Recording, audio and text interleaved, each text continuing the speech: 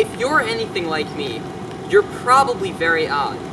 Additionally, you most likely woke up this morning dreaming about a day when automobiles would return to their simpler form, which seemed to have been lost in recent years. In my opinion, the end of the simple automobile came in 2018 when the government made it a law that all new vehicles must be sold with backup cameras. Gone are the days when people could be trusted to drive their own vehicle without backing over someone. Americans are slowly losing touch with the once beloved automobile, and the cars driven around today are nothing more than overcomplicated microwaves on wheels. So with that in mind, sitting right next to me is one of the last real vehicles ever produced, and certainly the last real Jeep ever produced. This is a 2004 Jeep Wrangler TJ. The TJ family of Jeeps consists of Wranglers made from the years 1997 through 2006 and are some of the last simple vehicles on the road. These Wranglers are notorious for their off-road capability as well as their on-road reliability. Most Jeep Wrangler TJs feature an AMC-sourced inline 6-cylinder 4-liter engine, of which the guts date back to the late 60s. And while this engine gets terrible gas mileage, it is legendary for its reliability. Many Jeep Wrangler TJ owners have gotten over 400,000 miles out of these engines without even a rebuild.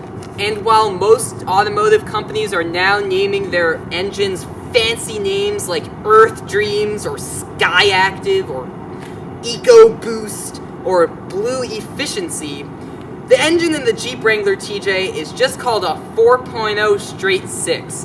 And I love that. Adding to that simplicity, the roof is made out of merely a tent, and there's no interior hood release. And while the new Jeep Wrangler may claim similar attributes, their overcomplicated soft top will probably break shortly after purchase and require thousands of dollars to fix at a dealership.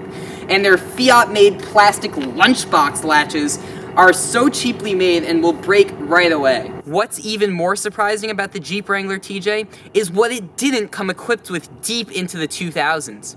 This 2004 model Jeep Wrangler doesn't have power windows, doesn't have power door locks, and it doesn't even have air conditioning.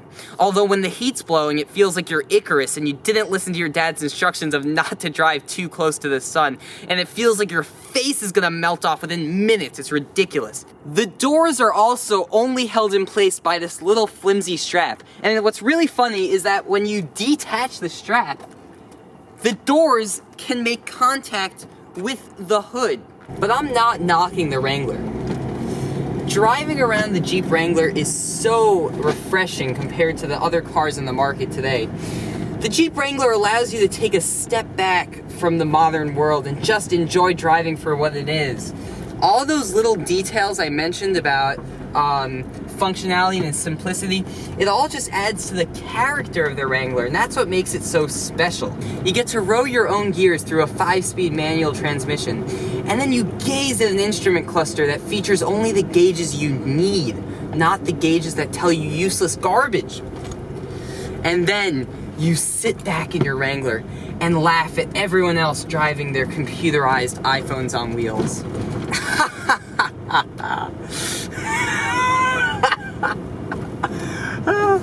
Some of my favorite moments owning this Jeep Wrangler TJ were the 2 times I went to Roush Creek Off-Road Park. The first time I went to the off-road park, I was partnered with a 460 horsepower, $90,000 Ford Raptor. At that time of the year in rural Pennsylvania, the temperatures were plunging near to 0 degrees, and this Wrangler did so well at Roush Creek, going through all the ice and everything. It was really a riot watching this $5,000 Jeep kick ass at Roush Creek against $90,000 Ford Ranger. It was really awesome to see. The second time I went to Roush Creek Off-Road Park was in March after over a month of steady rainfall, and that place was like a freaking swamp. I was partnered up with a heavily modified 5th gen 4Runner, and man, this Jeep held its own with that thing. We were going through waist deep water coming up over the hood, some coming into the car, man. And it held its own so well out there, and I'm really, really proud of it. It just shows how much capability you could buy for $5,000. There's really no modifications done to this Jeep, just the JK Wrangler tires from the Rubicon version, and a 2-inch body lift, but that's it.